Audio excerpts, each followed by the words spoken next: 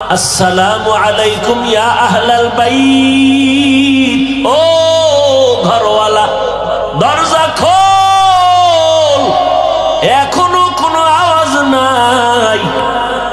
মায়ার নবী আবার পেরেশান হয়ে গেলেন, নাকি আমার নাতিও মারা গেল না, আমার ফাতেমাও মারা গেল। আবার আওয়াজ দিলেন, আসসালামু আলাইকুম ইয়া আহলাল বাইত। ঘর থেকে আওয়াজ আসতেছে ফাতেমার কচি কণ্ঠে।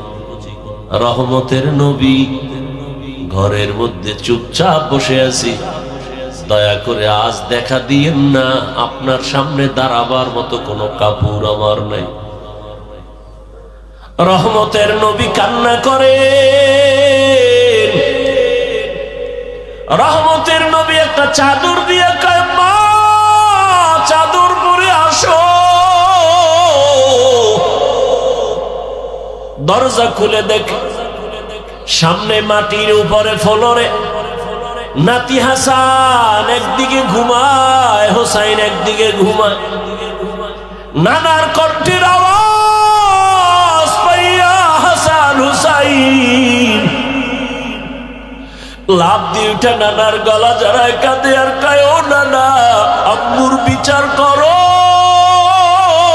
আমাদের আজ খানা দেয় নাই,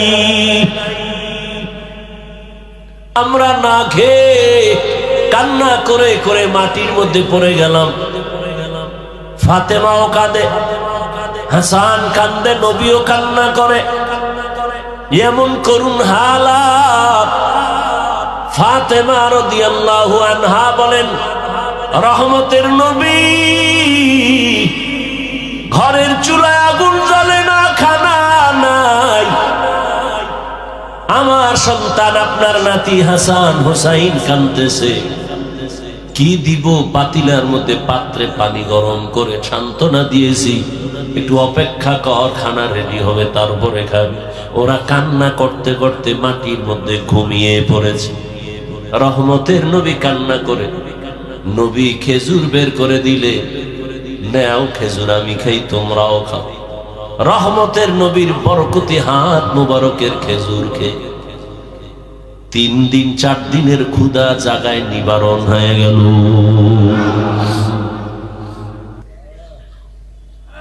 আল্লাহ তাআলা বলেন, রহমতের নবী আসছেন মক্কা নগরীতে। মক্কার মানুষগুলো এখনো তাদের ওই চরিত্রের কোনো ভালো দিক এখনো আসে নাই। নবীও কাউকে কালেমার কথা বলেন না, নামাজের কথা, রোজার কথা বলেন না। সর্বশেষ আল্লাহ তাআলা কোরআন দিলেন। 40 বছরের পরে রহমতের নবী কোরআন পেয়ে দাওয়াতের কাজ শুরু করেন, আর মানুষকে বলে, এক আল্লাহর ইবাদত করো, আল্লাহর কাছে মাথা নত করো, ইবাদত করো, মূর্তি পূজা ছেড়ে দাও। কিছুদিন পরে রহমতের নবী আবার বলে, রহমানের ইবাদত করো। মুশরিক বেঈমানেরা কয়, ও আব্দুল্লাহর সন্তান, এতদিন তুমি এক আল্লাহর কথা বলেছো, আজ আবার তুমি রহমানের কথা বলো। বলো তোমার আল্লাহ একজন নাকি 2 জন? নবী বলেন, একজন। তো বলো আবার আলাদা রহমানের কথা বললা, মানির রহমান, বলো রহমানকে। নবী বলেন, অপেক্ষা করো, জবাব দিব। দয়াময় আল্লাহ রহমান কে? এই কথার জবাবে আর রহমান সূরা নিয়ে কয়, জিবরাইল যাও রহমতের নবীর কাছে এই আয়াতগুলো জানায় দাও, আমি রহমানকে পরিচয় দিয়া দাও। আর রহমান আল্লামাল কুরআন খালাকাল ইনসান আল্লামাহুল বায়ান। রহমান হলেন তিনি, কোরআন শিক্ষা দিলেন যিনি। রহমান হলেন তিনি, মানুষ সৃষ্টি করলেন যিনি। এখানে বুঝার ব্যাপার। আল্লাহ বলেন, আমি রহমান কেমন? আগে কোরআন শিখাইয়া তারপরে মানুষ বানাইলাম। অথচ বাস্তবে দেখি তার উল্টা। আল্লাহ আগে আমাদের সৃষ্টি করেছেন, তারপরে আমরা বড় হয়ে কোরআন শিখেছি। এটাই তো বাস্তব। আমরা কি আগে কোরআন শিখছি? কিন্তু আল্লাহ কি বলেন? আর রহমান আল্লামাল কুরআন খালাকাল ইনসান আল্লামাহুল বায়ান। আমি এমন রহমান, আগে কোরআন শিখাইয়া পরে তোমাদের মানুষ বানাইছি। আল্লাহর কথাই ঠিক, আমাদের বুঝের অভাব। মুফাসসিরিনে কেরাম বলেন, আল্লাহ কেন বললেন আগে কোরআন শিখাইলাম পরে মানুষ সৃষ্টি করলাম? তার কারণ হলো আল্লাহর আদালতে সব মানুষ জান্নাত পাবে না। বলে তাহলে কোন মানুষ পাবে? বলে দুনিয়াতে মানুষ আবার কয়েক ভাগে ভাগ করে, একদল বংশগত মানুষ, আর একদল জন্মগত মানুষ, আর একদল হলো গুণের মানুষ, গুণগত মানুষ। আল্লাহর কাছে বংশ পরিচয়ের মানুষটা জান্নাত পাবে না, জন্মের পরিচয়ের মানুষটা জান্নাত পাবে না, একমাত্র গুণের মানুষ জান্নাত পাবে। এবার বুঝার চেষ্টা করি গুণের মানুষ কাকে বলা হয়। আদম নবী আমাদের বংশদাতা বাবা, তার বংশে আমরা আছি, আমরা বংশগত মানুষ। এই পরিচয়ে জান্নাত পাওয়া যাবে না, কারণ আদমের বংশে জন্ম নিলেই যদি জান্নাত পায় তো হিন্দুরাও পাবে, বৌদ্ধরাও পাবে, ইহুদিরাও পাবে। এই পরিচয় হবে না। আমার বাবার ঔরাসে আমার জন্ম, আমি জন্মসূত্রে সন্তান, এই পরিচয়ে জান্নাত পাওয়া যাবে না। একমাত্র গুণগত মানুষগুলো জান্নাত পাবে। গুণের মানুষ বুঝার জন্য একটা মূলনীতি মনে রাখবেন, দুনিয়াতে যত বস্তু বানায়, বানানেওয়ালারা এমনি বানায় না, কোনো কাজের জন্য। যেমন আমি মাউথ নিয়ে কথা বলি, মেশিনে টাইনা হরেন থেকে কথাটা অনেক দূরে ভাষায় দিতেছে।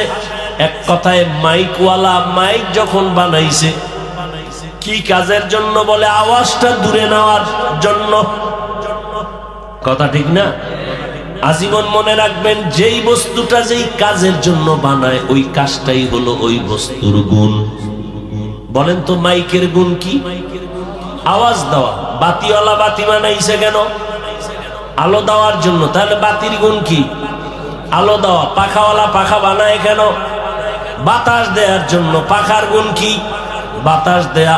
মাইক যদি আওয়াজ না দেয়, বলবে এটাকে ভেঙ্গে ফেলে দাও, এটা গুণের মাইক না। বাতি যদি আলো না দেয়, বলবে এটা ফেলে দাও, এটা গুণের বাতি না। এবার আমাকে জবাব দেন, দয়াময় রব্বুল আলামিন মানুষ কেন বানাইছেন? কি বিড়ি টানার জন্য? আলেমরে গালি দেওয়ার জন্য? মা বাবার সাথে বেয়াদবি করার জন্য? কেন বানাইছেন? ওয়ামা খালাকতুল জিন্না ওয়াল ইনসা ইল্লা লিয়াবুদুন।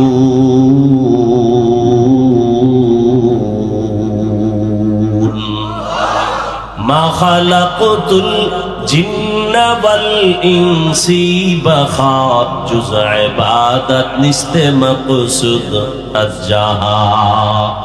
দয়াময় আল্লাহ মানুষ বানাইছেন ইবাদতের জন্য। কোন কাজের জন্য? ইবাদত। অতএব মানুষের গুণের নাম হলো ইবাদত। আল্লাহ ইবাদতের জন্য মানুষ বানিয়েছেন। ভালো করে খেয়াল করেন, তাহলে মানুষের গুণের নাম। এখন এই ইবাদতটা কি মন গড়া না কোনো নিয়ম আছে? আছে, আছে। কয় নিয়ম জানতে হলে কোথায় যাও? বলে কোরআন ধরো। সব নিয়ম কোথায় আছে? কয় কোরআন বুঝি না। কেমনে? কয় হাদিস ধরো, কোরআনের ব্যাখ্যা হাদিস। বলে কোরআন হাদিস কিছুটাই পারি না। বলে কোরআন হাদিস বুঝার জন্য উলামায়ে কেরামের কাছে যাও। উলামায়ে কেরামের থেকে কোরআন হাদিসের ব্যাখ্যা যাই না, নিয়ম অনুযায়ী ইবাদত করলে তুমি গুণের মানুষ। গুণের মানুষ হলেই তুমি বিনা হিসাবে জান্নাতে। এই দিকে ইঙ্গিত করে আল্লাহ বলেন, আর রহমান আল্লামাল কুরআন খালাকাল ইনসান। আমি রহমান কোরআন শিখাইয়া মানুষ বানাইছি। অর্থাৎ যারা কোরআনের নিয়ম যাই না ইবাদত করবে তারা গুণের মানুষ, এরা জান্নাতি।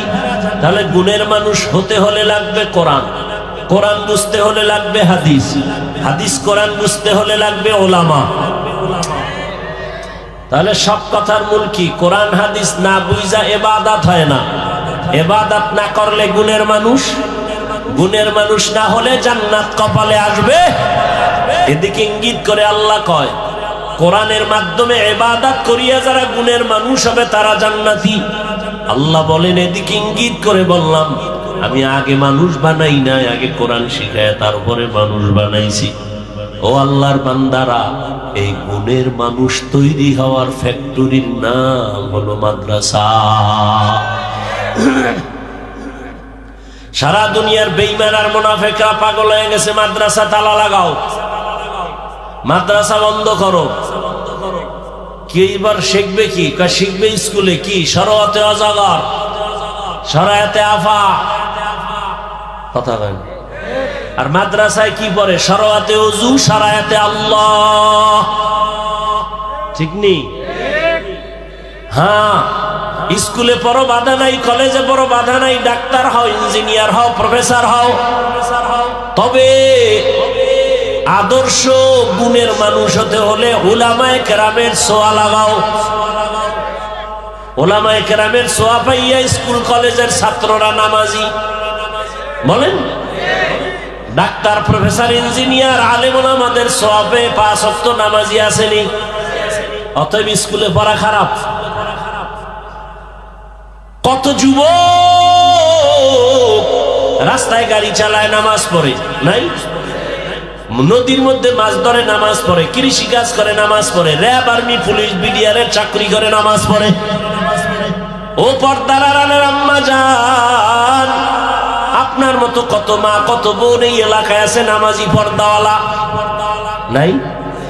এবার তাদেরকে বলবো যারা পর্দা করেন না, নামাজ পড়েন না, দাড়ি রাখেন না, ও যুবকেরা, আপনার কপাল এত খারাপ কেন? আপনার মতো যুবকটা যদি রাস্তায় গাড়ি চালায় নামাজ পড়ে, কলেজে পড়ে নামাজ পড়ে, ডাক্তার নামাজ পড়ে, আপনার কপাল কেন খারাপ? ও মা, আপনার মতো মা যদি নামাজ পড়তে পারে, আপনি কেন বেপরদায় রাস্তায় ঘুরেন, মার্কেটে দৌড়ান? এখনো সময় আছে, গুণের মানুষ হইয়া কবরে যান, সন্তানটাকে কোরআন পড়ায় আদর্শ ডাক্তার বানায়া দেন। ও যুবক, মা বাবার দোয়া নিয়ে ডাক্তার হও, জীবন ডাক্তার জাকির নায়েকের মতো হবে। আর যদি বেয়াদবি করো মা বাবার সাথে, আলেমদের সাথে, শিক্ষকের সাথে, তাসলিমার পরিণাম ফল হবে। এখনো সময় আছে, তওবা করো, মনে মনে আল্লাহকে বলো, আর নামাজ ছাড়বা না, দাড়ি কাটবা না, বেপরদায় চলবা না, মা বাবার দোয়া, শিক্ষকের দোয়া, উলামায়ে কেরামের দোয়া নিয়ে চলবা, নবীর আদর্শ মেনে চলবা। মা বোনেরাও তওবা করেন আর বেপরদায় চলবেন না। সন্তানটাকে কোরআনওয়ালা বানাবেন, ডাক্তার, ইঞ্জিনিয়ার বানাবেন, পর্দা করবেন, স্বামীর মাল হেফাজত করবেন। মুরব্বীরাও তওবা করেন আর নামাজ ছাড়বেন না, বেপরদায় চলবেন না। সন্তানটাকে আদর্শ ইঞ্জিনিয়ার, প্রফেসর, ডাক্তার বানাবেন। তওবা করার মতো যদি অন্তর থাকে, মুনাফিকি না থাকে, খাঁটি তওবার নিয়তে দুটো হাত আল্লাহকে দেখায় দেই। আয় আল্লাহ, হাতগুলো কবুল করে নেন, তওবা কবুল করে নেন, তওবার উপরে মজবুত হয়ে চলার তৌফিক দান করেন, আমিন। আলহামদুলিল্লাহি রাব্বিল আলামিন, ওয়াসসালাতু ওয়াসসালামু আলা সাইয়্যিদিল আমবিয়াই ওয়াল মুরসালিন ওয়া আলা আলিহি ওয়া আসহাবিহি আজমাইন। ইয়া আরহামার রাহিমিন, ইয়া আরহামার রাহিমিন, ইয়া আরহামার রাহিমিন। রব্বিরহামহুমা কামা রব্বায়ানি সগীরা। اللهم إنك عفو كريم تحب العفو فاعف عنا. اللهم إنا نسألك رضاك والجنة ونعوذ بك من سخطك والنار. اللهم إنا نعوذ بك من البرص والجنون والجذام وسيء الأسقام. রব্বুল আলামিন, মেহেরবানি করে আপনি আমাদেরকে মাফ করে দেন, ওলামায়ে কেরামদের কবুল করে নেন, মুরব্বী, হাজী সাহেব, ব্যবসায়ী, চাকরিজীবীদের কবুল করে নেন, যুবক ছাত্রদের কবুল করে নেন, পর্দার আড়ালের মা বোনদের কবুল করে নেন, মাদ্রাসা কবুল করে নেন, এলাকাবাসীকে কবুল করে নেন। আয় আল্লাহ গুনাহমুক্ত তওবাওয়ালা জীবন দান করেন। আয় আল্লাহ আয়োজনকারী সহযোগিতাকারী দান সদকাকারীদের কবুল করে নেন। এলাকার ঘরে ঘরে শান্তি দান করেন। আমার কলিজার যুবকদের 5 ওয়াক্ত নামাজি কোরআন পড়নেওয়ালা বানায় দেন। মোবাইলের গুনাহ থেকে আমাদের হেফাজত করেন। লেখাপড়া যারা করে পরীক্ষার্থী কামিয়াবি দান করেন। সারা দুনিয়ার মানুষকে আপনি শান্তি দান করেন। যুদ্ধরত অবস্থা থেকে জাতিকে স্বাভাবিক জীবনে ফিরায় দেন আল্লাহ। প্রবাসের জীবনে যারা আছে ব্যবসা চাকরিতে বরকত বাড়ায় দেন, হেফাজত করেন। বাংলাদেশ শান্তির দেশ বানায় দেন। আয় আল্লাহ দেশ ও দ্বীনের জন্য যারা জীবন দিল তাদের মাফ করে দেন। এখনো যারা চেষ্টা করে কবুল করে নেন। দয়াময় আল্লাহ যারা চাকরি করে ব্যবসা করে রুজিতে বরকত বাড়ায় দেন। হারাম থেকে হেফাজত করেন, অভাব দূর করে দেন, ঋণ আদায়ের ব্যবস্থা করে দেন আল্লাহ। মা বোনদের কবুল করে আবেদা পর্দাওয়ালা বানায় দেন। আয় আল্লাহ দাম্পত্য জীবন সুখময় করে দেন। আয় আল্লাহ আমাদের আদবওয়ালা বিনয় বানায় দেন, বেয়াদবির থেকে হেফাজত করেন। আয় আল্লাহ মাদ্রাসা মসজিদ সহ সমস্ত শিক্ষা প্রতিষ্ঠান নবীর আদর্শে কবুল করে নেন। আয় আল্লাহ ইলম ও হিলম ও হিকমত আমলে বরকত বাড়ায় দেন। উলামা তোলাবা উম্মতের অন্তরে ইজ্জত মুহাব্বত রূহ বাড়ায় দেন। সামিঈন নাযিরিনদের অন্তরে ইজ্জত মুহাব্বত রূহ বাড়ায় দেন। আয় আল্লাহ ইজ্জতের সাথে সারা দুনিয়ায় খেদমতের জন্য কবুল করে নেন। পরমুখাপেক্ষির থেকে হেফাজত করেন। নবীজির সুন্নাতওয়ালা ইজ্জতের জীবন দান করেন। নবীজির রওজা মুবারক বাইতুল্লাহ জিয়ারতের জন্য কবুল করে নেন। মুখালিফের মুওয়াফিক বানায় দেন।